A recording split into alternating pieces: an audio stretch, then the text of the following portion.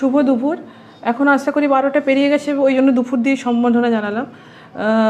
আজকে সব বাচ্চারা এখানে এসেছে, তাদেরকে অত্যন্ত ভালোবাসা এবং স্নেহ জানাচ্ছি এবং প্রত্যেককে গার্জেনকে আমার নমস্কার।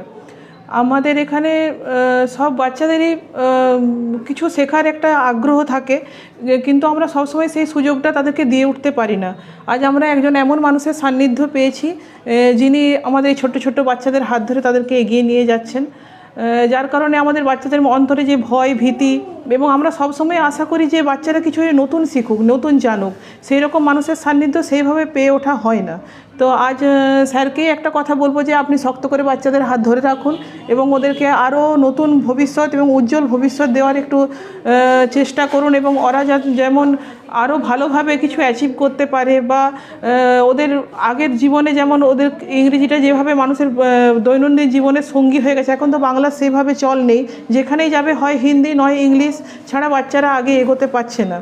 সেই কারণেই আমি বাচ্চাদেরকেও বলবো এবং স্যারকেও বিনীতভাবে অনুরোধ জানাবো যে আপনি বাচ্চাদের হাতটি শক্ত করে ধরে রাখুন এবং ছোটো ছোটো বাচ্চাদেরকে আরও আগে যাওয়ার জন্য এনকারেজ করুন। ধন্যবাদ।